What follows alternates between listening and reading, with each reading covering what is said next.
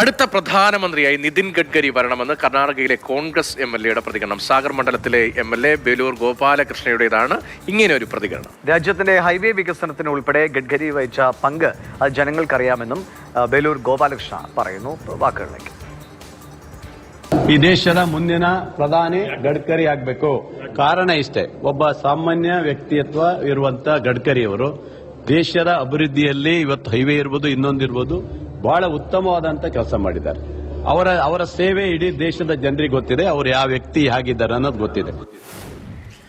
ശ്രീധരൻ വിവരങ്ങളുമായി ചേരുന്നുണ്ട്. ശ്രീധരൻ, നിതിൻ ഗഡ്കരിയെ കുറിച്ചല്ലേ മറ്റു പാർട്ടി ഇപ്പൊ കേരളത്തിൽ നിന്ന് തന്നെ അദ്ദേഹത്തിന് വലിയ മുഖ്യമന്ത്രി പിണറായി വിജയൻ തന്നെ അദ്ദേഹത്തെ പ്രശംസിച്ചിട്ടുണ്ട്. വളരെ സൗഹൃദമാണ്, അത് നമ്മുടെ വികസനത്തിന് ഗുണം ചെയ്തിട്ടുണ്ട് എന്നതുമാണ് ഇടത് പക്ഷം അത് വിശദീകരിക്കാനൊക്കെ ശ്രമിക്കുന്നത്. അപ്പോൾ ഗഡ്കരിക്ക് അനുകൂലമായി കർണാടകത്തിലെ ഒരു കോൺഗ്രസ് എംഎൽഎ കൂടി പ്രതികരിക്കുന്നു. ഇത് ബി.ജെ.പിയിൽ എന്തെങ്കിലും ഭിന്നാഭിപ്രായം വന്നോട്ടെ എന്ന് ഉദ്ദേശിച്ചുകൊണ്ടാണോ അതോ വളരെ ആത്മാർത്ഥമായി പറയുന്നതാണോ?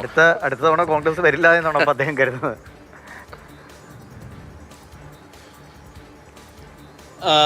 ദിവിഷ്, രതീഷ്, ഇതിനെ നമ്മളിപ്പോ കൂട്ടിക്കെട്ടേണ്ട മറ്റൊരു സാഹചര്യം കൂടി ഉണ്ടെന്ന് എനിക്ക് തോന്നുന്നു. അതായത് അടുത്ത ഇടെ 75 വയസ്സായാൽ ഏത് പദവിയിൽ നിന്നായാലും ആളുകൾ ഒഴിയണം എന്നുള്ളൊരു പ്രതികരണം RSS അധ്യക്ഷന്റെ ഭാഗത്തുനിന്ന്, സർസംഘചാലയന്റെ ഭാഗത്തുനിന്ന് ഉണ്ടായിരുന്നു, മോഹൻ ഭാഗവതിന്റെ ഭാഗത്ത് വന്നിരുന്നു.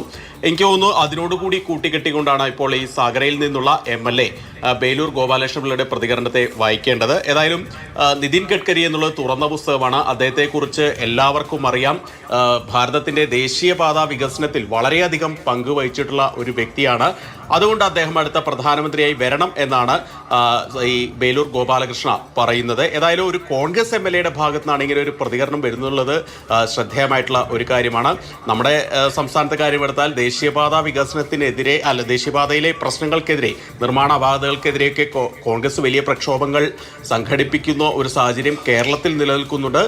അതുപോലെ തന്നെ ദേശീയ തലത്തിൽ പോലും ഈ വലിയ പ്രകൃതി ദുരന്തങ്ങളുടെ ഭാഗമായിട്ടൊക്കെ ദേശീയപാത തകരുമ്പോൾ അതിനെതിരെയൊക്കെ അവിടെ പ്രതിപക്ഷ കക്ഷിയായിട്ടുള്ള കോൺഗ്രസ് അതിനെതിരെ പ്രതിഷേധം നയിക്കുന്ന കാഴ്ചയുണ്ട്. ഇതിനൊക്കെ ഇടയിലാണ് ഒരു കോൺഗ്രസ് MLAയുടെ ഭാഗത്തു നിന്ന് ഇങ്ങനെ ഒരു പ്രതികരണം വരുന്നുള്ളത് ശ്രദ്ധേയമായിട്ടുള്ള ഒരു കാര്യം തന്നെയാണ്. ഏതായാലും ഇക്കാര്യത്തിൽ BJPയുടെ ഒരു പ്രതികരണം ഇതുവരെ വന്നിട്ടില്ല. ഇന്നലെ ഷിമോഗയിലെ സാഗരയിൽ സംഘടിപ്പിച്ച ഒരു പരിപാടിയിലാണ് ഇദ്ദേഹത്തിന്റെ ഈ ഒരു പ്രതികരണം വന്നിരിക്കുന്നത്.